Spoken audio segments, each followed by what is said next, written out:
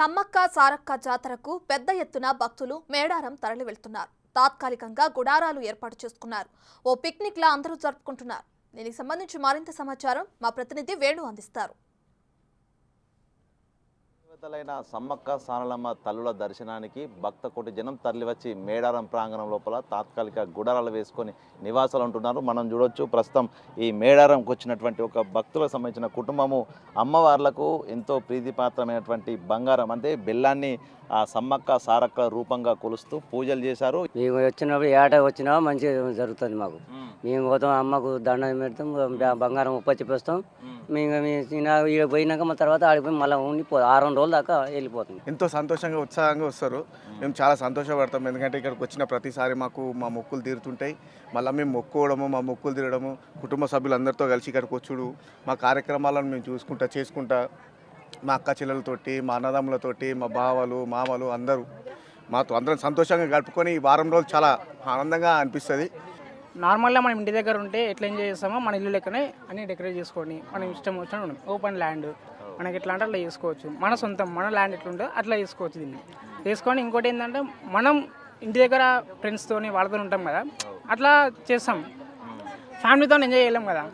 ఇది ఒక mini Goa type. ఇది ఫుల్ ఫ్యామిలీతో ఫుల్ ఎంజాయ్ చిల్. ఇంటికాడ ఉన్నదానికి ఇక్కడికి చాలా డిఫరెంట్ అండి.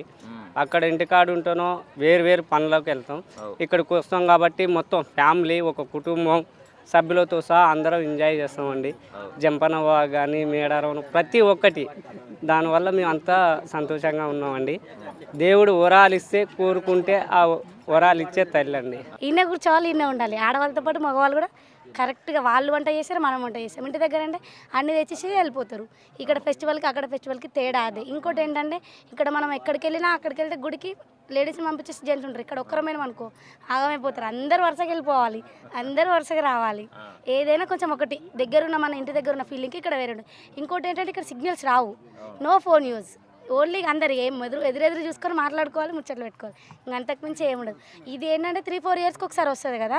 మనం చేసుకున్నప్పుడల్లా ఎంజాయ్మెంట్, అన్ని రోజులు అనుభవించిన ఎంజాయ్మెంట్ మొత్తం ఇక్కడ అనుభవించవచ్చు. అక్కడ దగ్గర పట్ల అక్కడ దేవుళ్ళ పోతాం కానీ ఇక్కడికి రాలేదు. మా తమ్ముడు రమ్మన్నాడు, ఆ దేవుడు ఆ దేవత కూడా నన్ను పిలిపించుకుంది.